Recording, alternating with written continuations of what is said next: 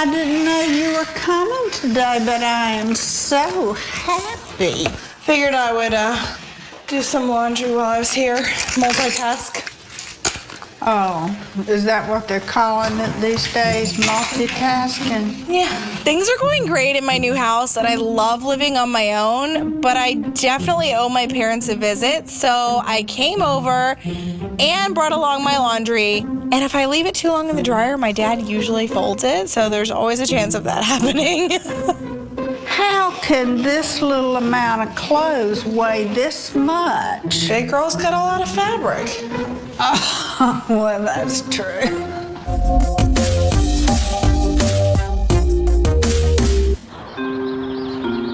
Well, what you been doing? I've been getting all these emails about having a dance class, but for like younger kids. Oh, that would be great. Yeah. I have all these parents writing, talking about their kids' like issues with like body shaming and stuff, and wondering if they can come to a class, but I don't want to invite them to big girl dance class because that's not really age appropriate. So it'd have to be a special class for the kids. The girls are reaching out to me and their parents are reaching out to me, and I think it's definitely a good idea for me to do a little big girl dance class where we kind of talk and dance and really hear them and let them feel like they're being heard and understood and validated. And I think that would be a really good thing. That'll be exciting. I've never taught a class to kids before. And I think that is a wonderful thing for you to do. And I have a job interview. You do? Even though Big Girl Dance Class has gotten so much more successful than I ever dreamed it being, now that I'm living on my own, I know that I definitely need a second job because money's a little tight. So I got a job interview with the Greensboro Grasshoppers.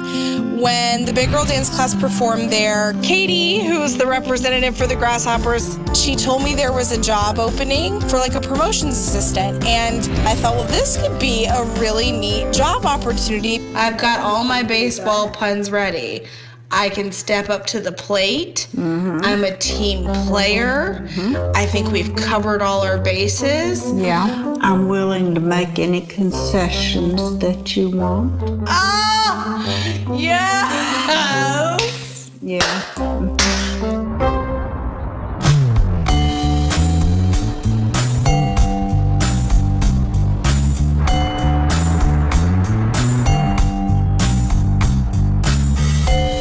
I feel a huge responsibility before teaching my first big little girl dance class because I'm not used to working with kids. And I think that even if these girls don't want to grow up to be dancers, I think that it's something that can build their self-confidence. We can have fun together. And I have really high hopes for what this could become. Hey, y'all. I'm Whitney. So many girls. This is crazy. Do you guys want to dance today? Yeah. Would that be cool? Yes. Yeah? All right. So let's learn a little combination, and I want to see everybody working. The important part is not that you do everything exactly right, but just that you try your best, you have fun, and you smile a lot. Can we do that? Yeah. Okay. I know people always say that, like, oh, just try your best, but it's really true. It really is. The philosophy behind Big Girl Dance Class is that, number one, everybody deserves to dance. And number two, it's about building confidence one step at a time. And I think that there's no reason young girls shouldn't be able to experience that as well. All right, here we go. 5, 6, 7, 8. I'm happy that the girls are having a blast doing the dancing, and I hope that when the girls leave the Little Big Girl Dance Class, they have felt confident about themselves and that they felt safe. Body roll and body roll. Push, push, and back, back, back, back. All right. Good job, y'all. After we dance, danced in little big girl dance class. I think it'll be beneficial for us to talk about some of the hard things because I've been in their exact spot before. And I want to open up a conversation where they feel like they have a safe place to talk. Why don't we all come crowd around in here, just have a seat. I feel like I'm like a teacher. I just want to talk to you guys a little bit about what it means to be happy and confident in our own bodies. I've never done this before. I'm not a counselor. I'm not a therapist. All I have is my experience of my own life. Just curious, if I asked you guys, what do you think the perfect girl looks like? Tall, thin, long hair. Great clothes. Back when I was 10 years old, I thought the exact same thing that Riley just said. You see a lot of movies, you read magazines, you watch TV, you see the girls even in your own school, and we're told that we have to look a certain way, right? And you kind of feel that pressure. Am I the only one that feels it, or do you guys feel it?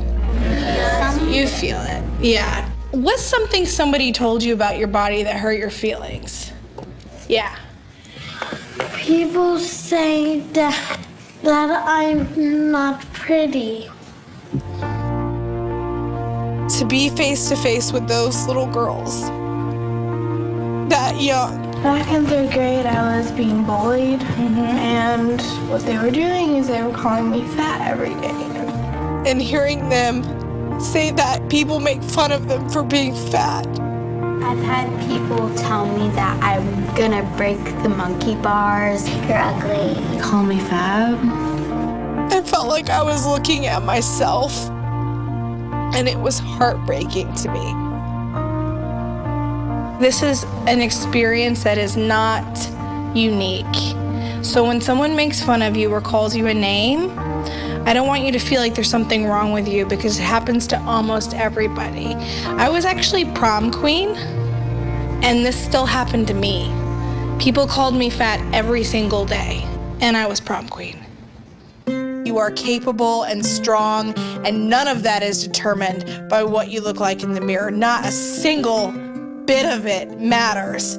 And the sooner you realize to value yourself for all the things that make you unique and special, the more self-confidence you will have, the more successful you will be. And when you get older, all those other people who are nasty to you will want to be like you. So you keep your head up, little sisters. You're gonna be okay. I just want you guys to remember 3 words. No body shame. What are my 3 words? No body shame. Louder. No body shame. One more time. No body shame.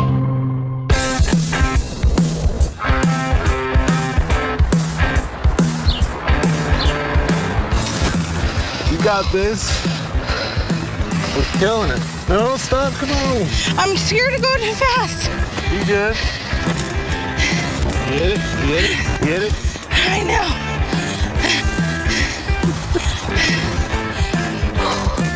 Okay, let's stop here. Well, we're just getting started. I'm like really riding a bike out around town in a park for exercise, and it's wonderful. I'm down almost 20 pounds, weighing in at 363, and I feel great. I am legitimately now a bike babe.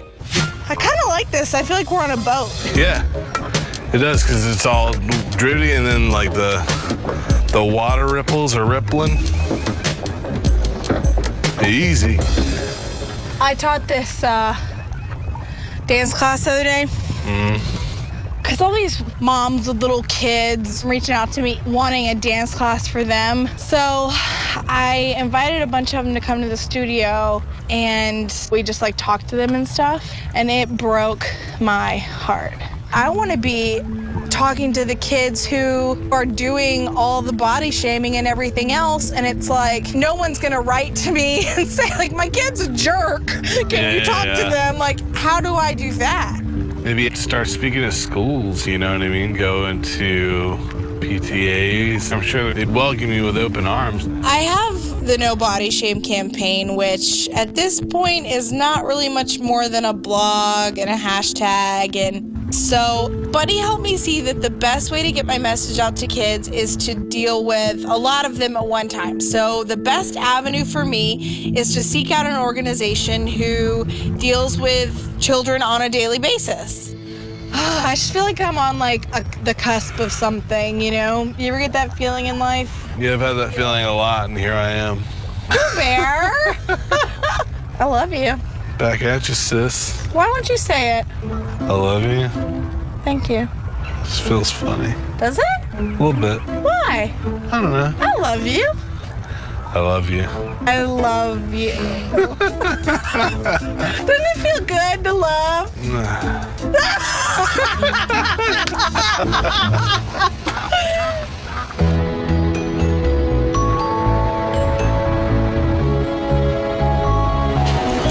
Let me put this in here. I didn't bring a purse. I'm pumped that I have a job interview with the Greensboro Grasshoppers, but now I'm really nervous because I don't have anything to wear and I want something that's professional and businesslike, but also not totally boring. Pantsuit, look. Mom, that is no pantsuit. It's got pants with it. No.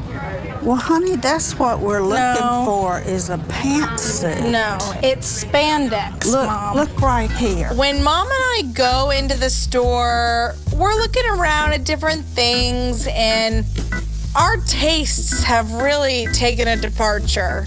I have a comfort zone, and it's spandex. And it takes me a lot to get out of it. This color looks so good on you, Whitney. What about this? This is a blazer that's not white. Well, look at this. No, look at this. To appease my mother, I'm thinking I could go maybe a blazer on the top, something professional. I definitely will cover up the cleavage. Okay, I'm going in, Mom. You're going in? That sounds like we're in a war. Mom? Yes, honey. Come here and sit in this chair. I'm coming. I definitely want my mom's fashion advice, but I don't want her in the dressing room with me. Not that we'd both fit. I don't think that accentuates your best features. But look at these. Is this not wonderful? It might be. Okay. There's a couple sizes there. Do you even know my size? Sure.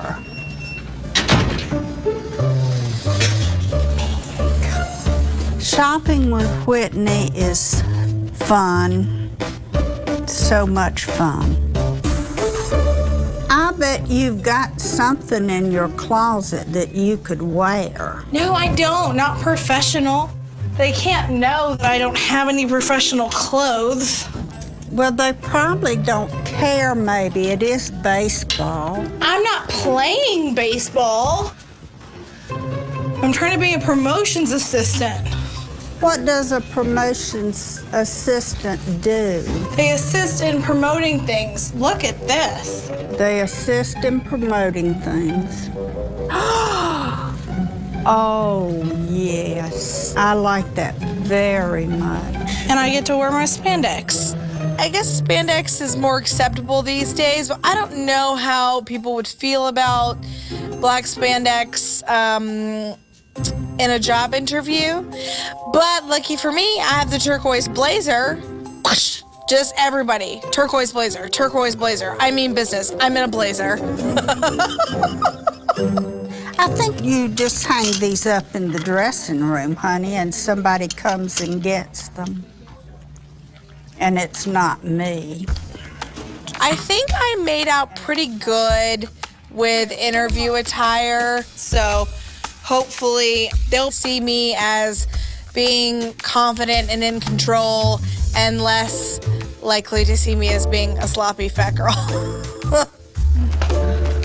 Come on, Mom. I'm coming. I remember when I used to have to say that to you. The last job interview I had was in 2007, and it was over the phone. Do you understand baseball? For example, baseball innings or quarters? I thought that I hit this one out of the park.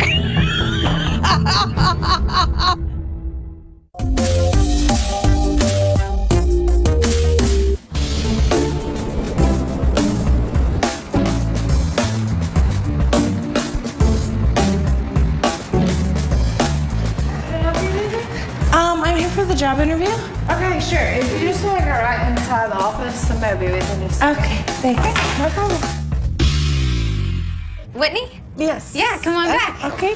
The last job interview I had was when I was going to be an English teacher in Korea. That was in 2007, and it was over the phone. So I'm really out of practice, and I'm pretty nervous. We had so much fun with you and your group. Oh, thank you. That was awesome. That was fun. It was a blast. Here's Katie.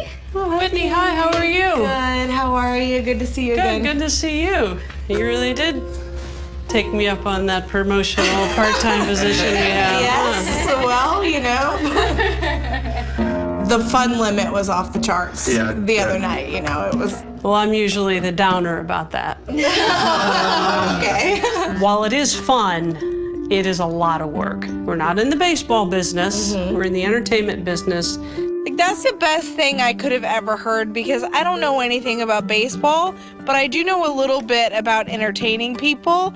So that gives me the confidence from the get-go that this interview can go well. It's the game day promotions entertainer. On our busy nights, we really want somebody that can entertain, be fun, not be afraid to talk to anybody, and it can be very stressful. Do you think you could handle a stressful? I studied theater in school, so I've been in a lot of stressful situations where you have to work together as a cohesive unit, and I feel confident that that's something that I can do really well at. Okay. To me, that was the best feeling, like when the curtain went up and it was showtime and there's people running around behind the scenes and it's all beautiful and wonderful and the audience is happy. That to me sounds like what a baseball game will be like. Do you understand baseball, or are you okay in fast-paced situations? For example, baseball innings or quarters?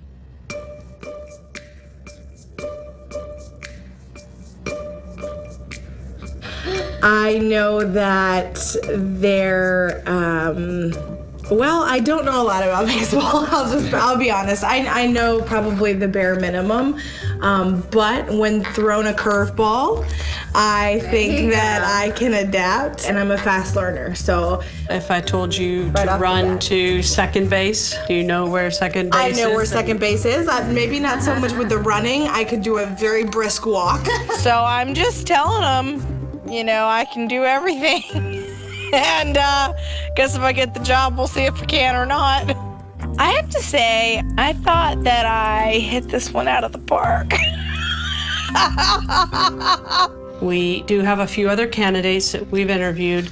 We're going to be in touch with you in the next few days. Great. Thank you so much. You're welcome. With everything that I have the potential to learn from the grasshoppers, if I don't get it, yeah, I'll be pretty disappointed. I'm really hoping that I get it.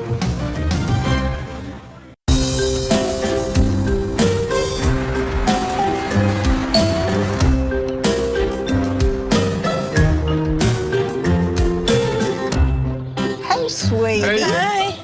What you been doing? Same old. Same old. Yeah. How do you think the interview went? Well, I thought it went great. I have mastered the art of Interviews? BS. Oh. You mastered that at 2, honey. Yeah.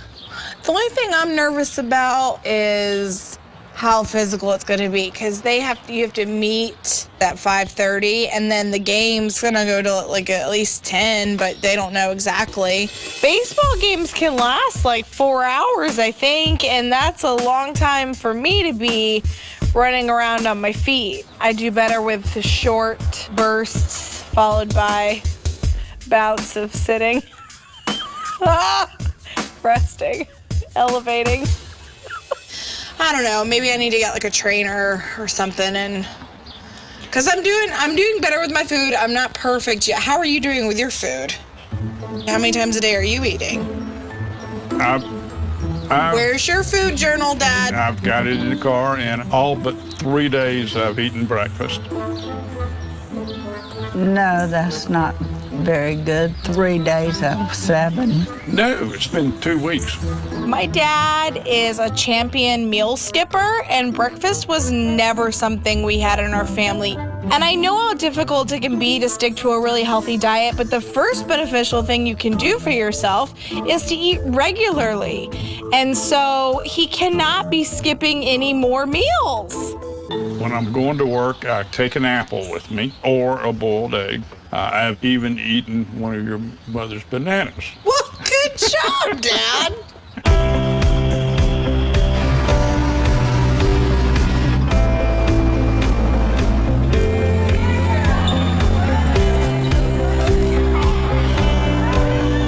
After speaking with Buddy, I realized that I want to get my no body shame message across. I need to get in front of a large group of kids, so I contacted an organization called Family Services of the Piedmont. Based on my email in which I poured out my heart about my No Body Shame campaign, they invited me to come speak at an event for families on mental health awareness, and I am so thrilled. Hi. Nice to meet you.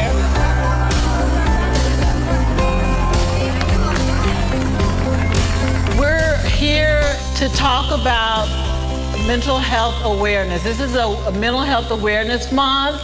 It's my first time, really getting in front of people and talking about no body shame, and I'm a little nervous about it. We have Miss Whitney Thor. She's going to come and speak with you all briefly.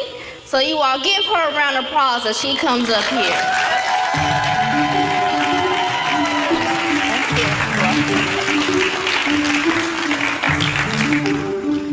Hey, y'all. This is a pretty cool thing for me. It's something that I've wanted to do for a long time. I want to have a meaningful conversation between us that they will take away something from it and really remember it. Has anybody here ever made fun of somebody? I've done it too.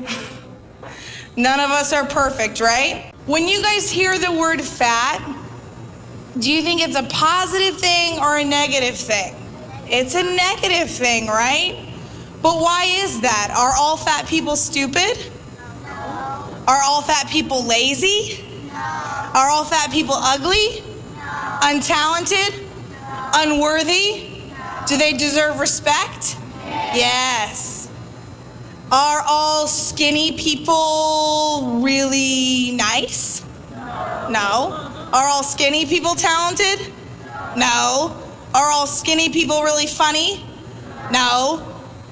So does it really matter if you're fat or skinny? No. Does that have any bearing on what kind of person you are?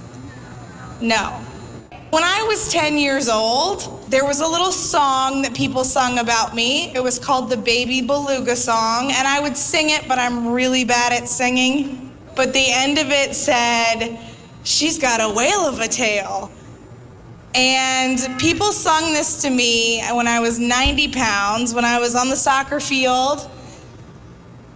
I'm just now learning how to let go of those words. So if you think that what you say to your friends and your classmates isn't important, it is. This is called body shaming. It's bullying, and it's really, really damaging. I am so proud of Whitney. I could just burst. She is spreading a popular message And everybody thinks she's wonderful. And she is. Whether someone else thinks you're good enough or not, because what someone else thinks doesn't matter. What you think about yourself is what matters. No body shame.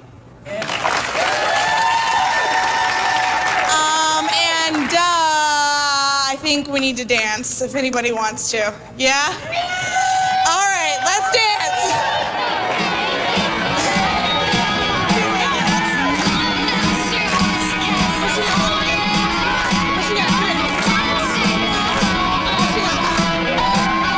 What you got? Show me some.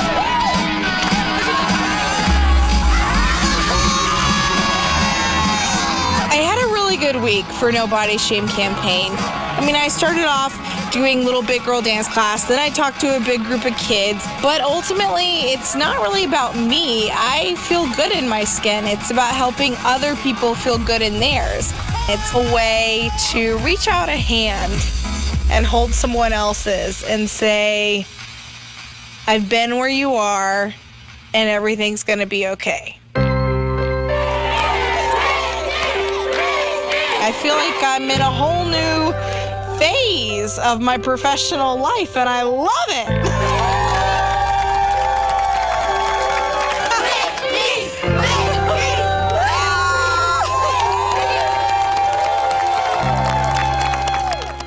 Next time. I've never had a job that was so physically active.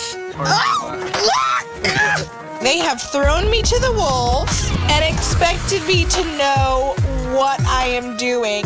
This is a training table. I feel like I'm on the verge of a breakdown. It's not like her to just not show up to an appointment.